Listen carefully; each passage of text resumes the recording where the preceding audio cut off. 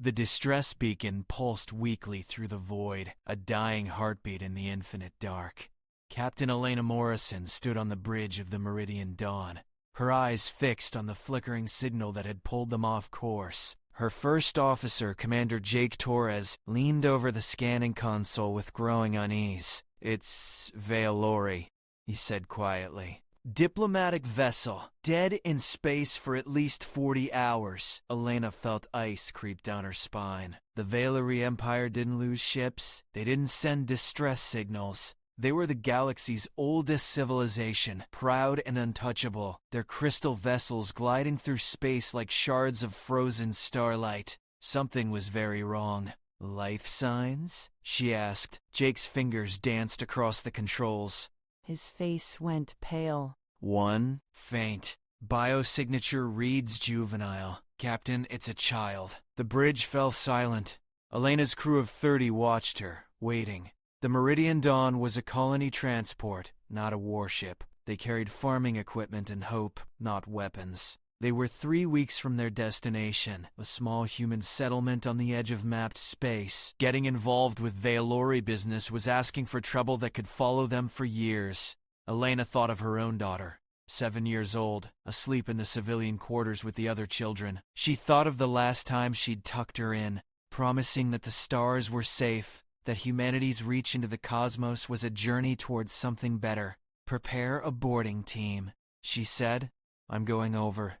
The Veilori ship was beautiful even in death. Its hull shimmered with bioluminescent patterns that had dimmed to almost nothing, like a creature taking its final breath.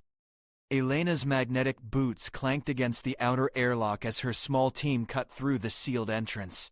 Inside, the corridors were freezing, the air thin and stale. They found the cryo bay in the ship's center. A single pod remained active, its power reserves flashing red. The others had been deliberately shut down, their occupants long gone. Elena approached the functioning pod and looked through the frosted glass. A child stared back at her. She was small, perhaps 6 or 7 in human years, with pale blue skin and large dark eyes that held a terrible awareness.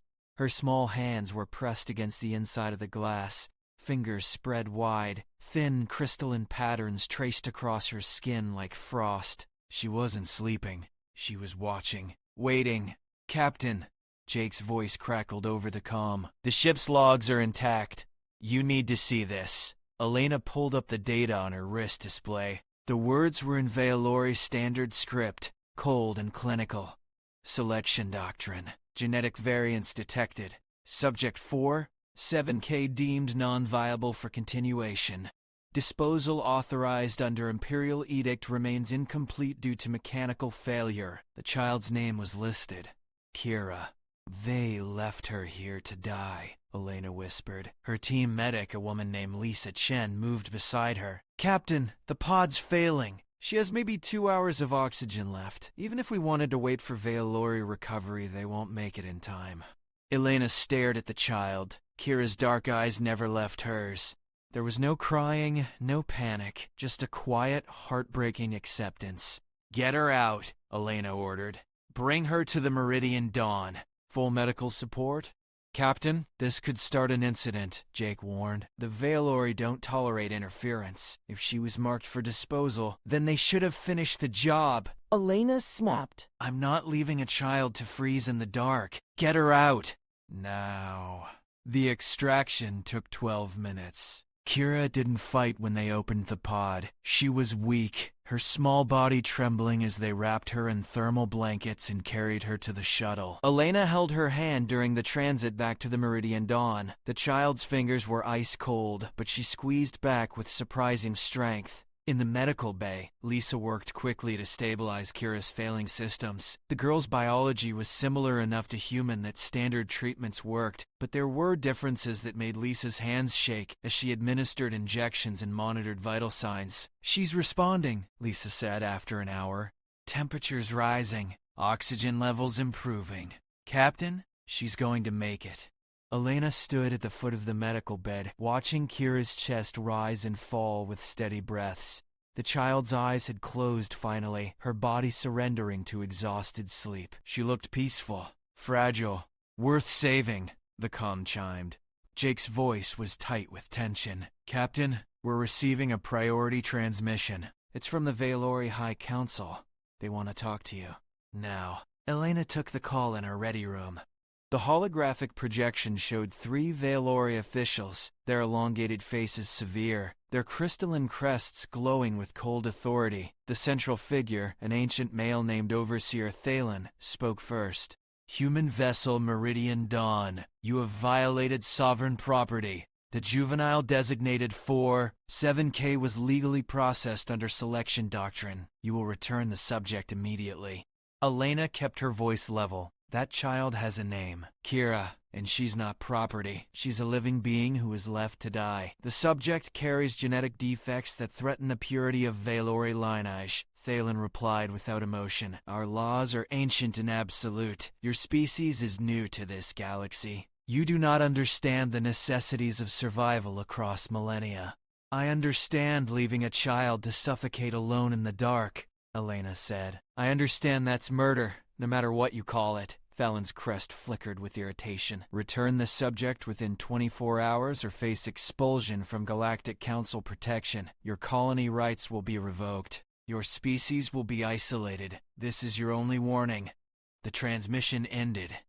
Elena sat in silence, her hands clenched on the desk. She had known this would bring consequences. She hadn't expected them so quickly or so severe. Jake entered without knocking. The crew's talking. Some of them are scared. If we lose council protection, every colony we've established becomes vulnerable.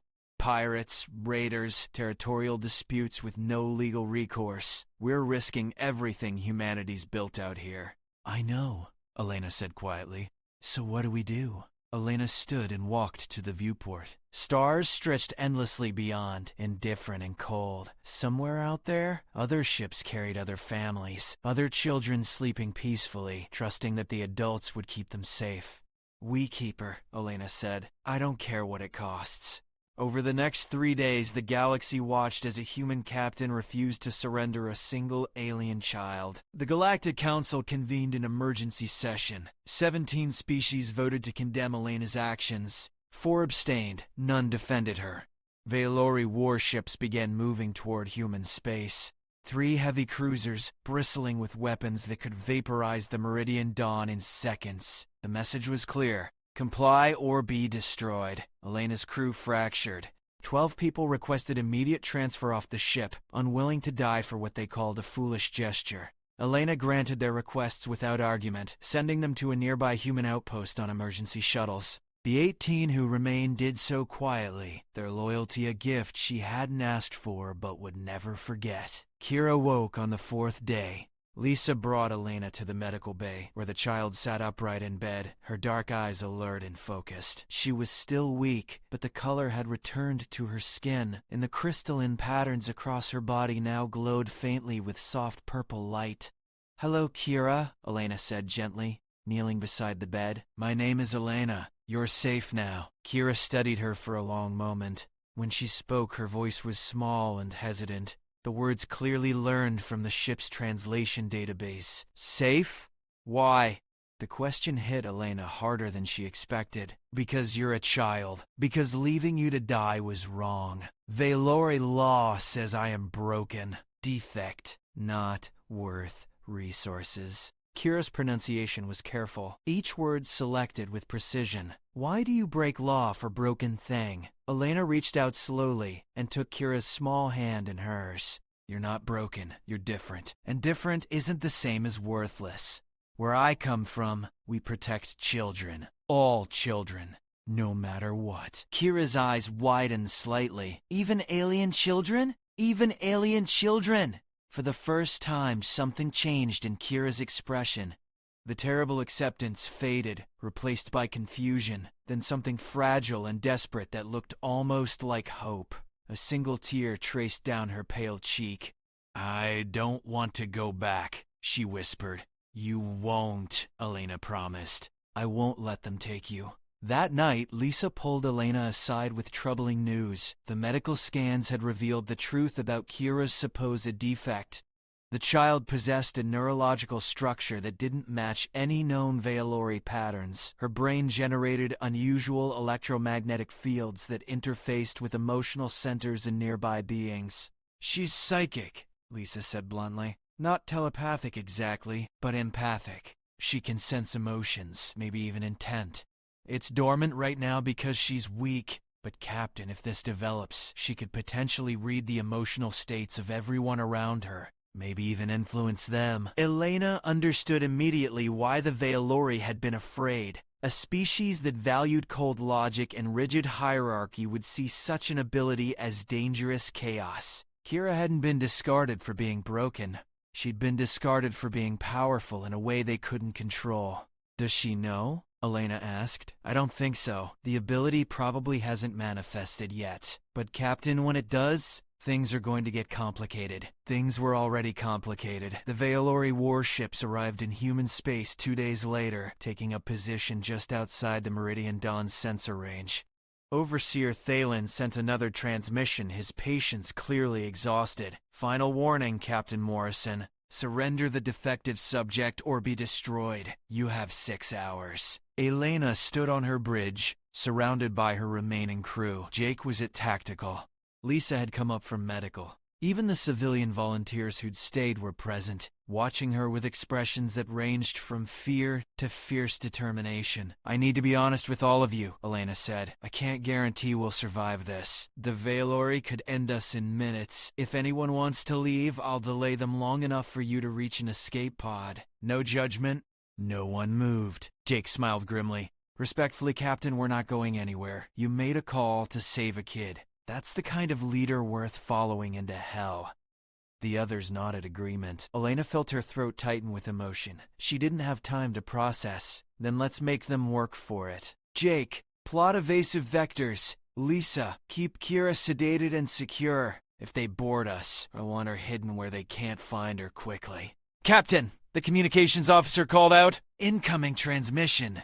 It's not from the Veilori. Multiple sources. They're saying they're other species. Small delegations. They want to speak with you." Elena took the call. The holographic display filled with representatives from 3 species she barely recognized. An insectoid Trell, a aquatic Nuan, a crystalline Parth. All of them small civilizations, barely represented on the Galactic Council. The Trell spoke first, its mandibles clicking rapidly. "Captain Morrison, we have been watching your actions. We wish you to know you are not alone. The Veilori selection doctrine has claimed children from many species. They call it necessity.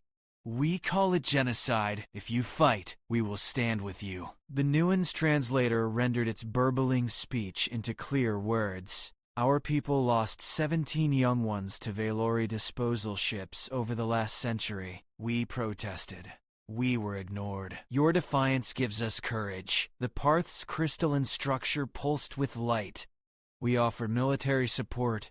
3 ships, not much, but more than you have now." Elena stared at the display, stunned.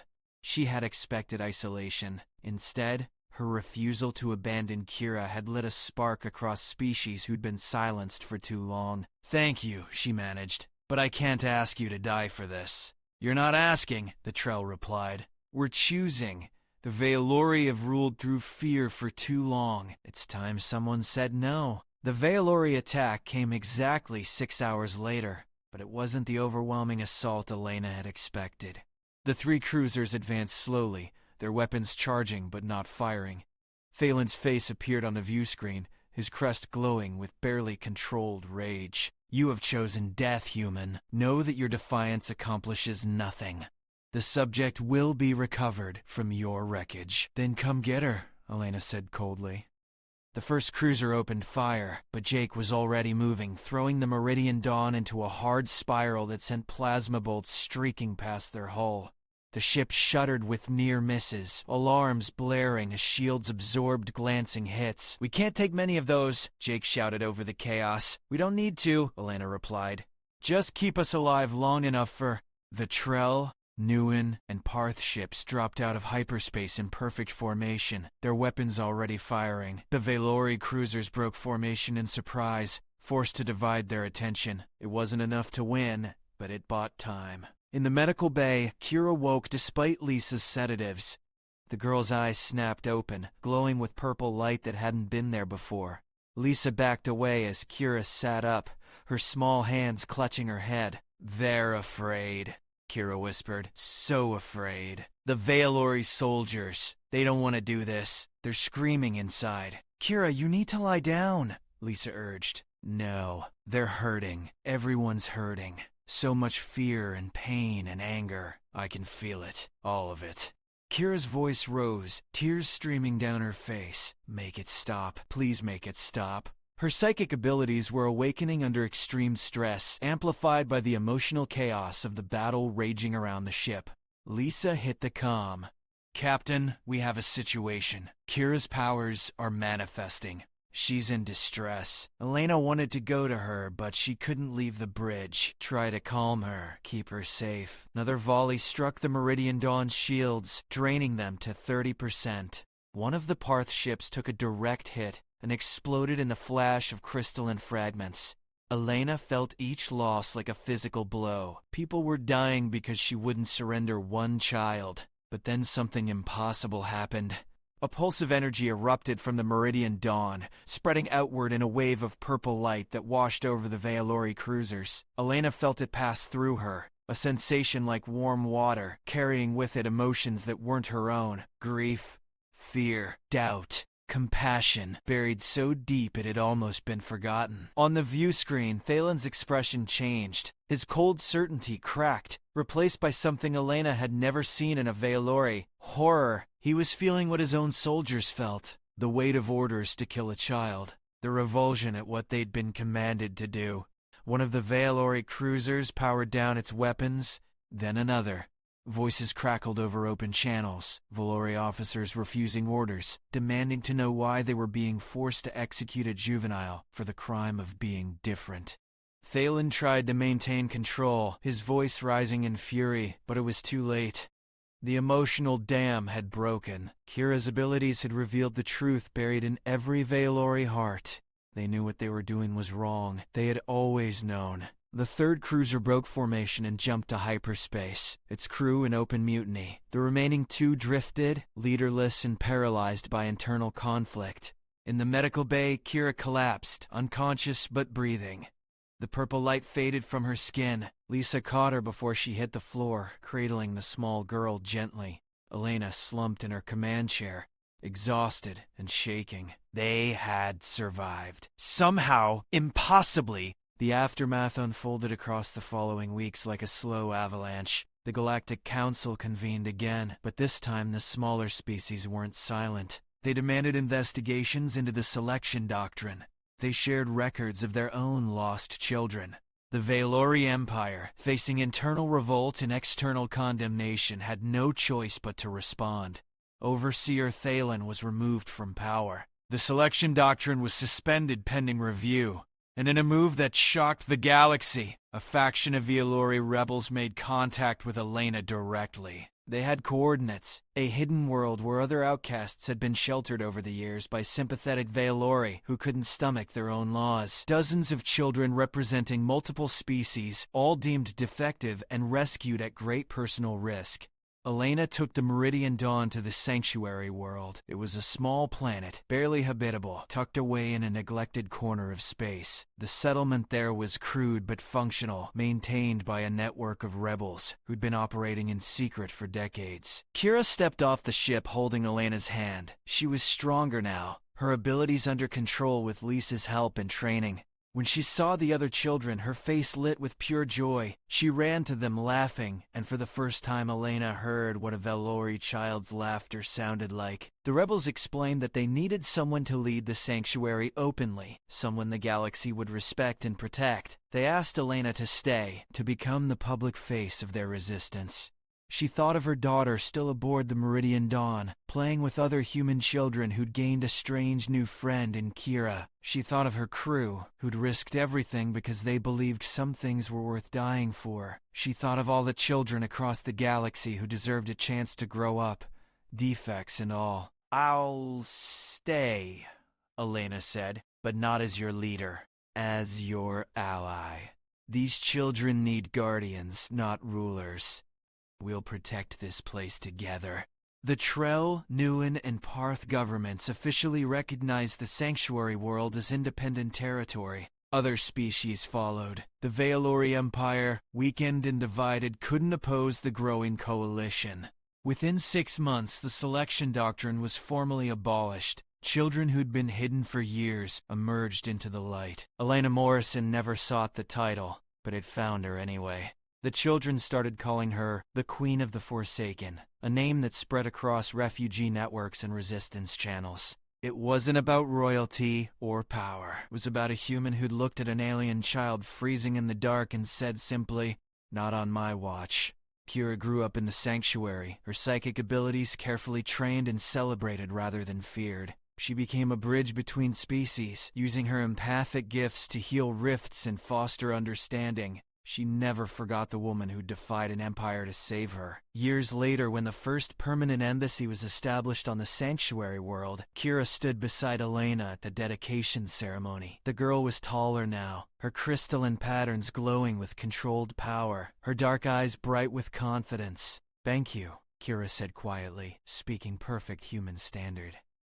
"For teaching the galaxy that compassion isn't weakness." Elena smiled, watching children of a dozen different species play together in the gardens outside. "I didn't teach them anything. I just refused to look away." "That's everything," Kira replied. The ceremony concluded with representatives from 43 species in attendance. The Vaelori sent a delegation too, younger officials who'd never supported the selection doctrine, who wanted to build something better from their civilization's ashes. That night, Elena stood under alien stars and thought about the moment that had changed everything. A distress beacon in the dark, a child pressed against frosted glass, a choice that should have been simple, but it required everything she had. The galaxy was vast and often cruel, but it was also full of beings who, when pushed, would choose kindness over convenience. The Meridian Dawn had been one ship. Elena had been one captain. Kira had been one child. But one was enough to start a cascade. One was enough to prove that humanity's stubborn, irrational insistence on protecting the vulnerable could shake empires and rewrite laws written in stone. One was enough to say, not all who are different are broken, and not all who are discarded are worthless. One was enough to change a galaxy. And as Elena watched Kira laugh with her friends under unfamiliar constellations, she knew with absolute certainty that she would make the same choice again. Every single time. Because that's what it meant to be human. That's what it meant to look at the universe and insist, against all logic and safety, that every life mattered. Even when the galaxy said otherwise. Especially then.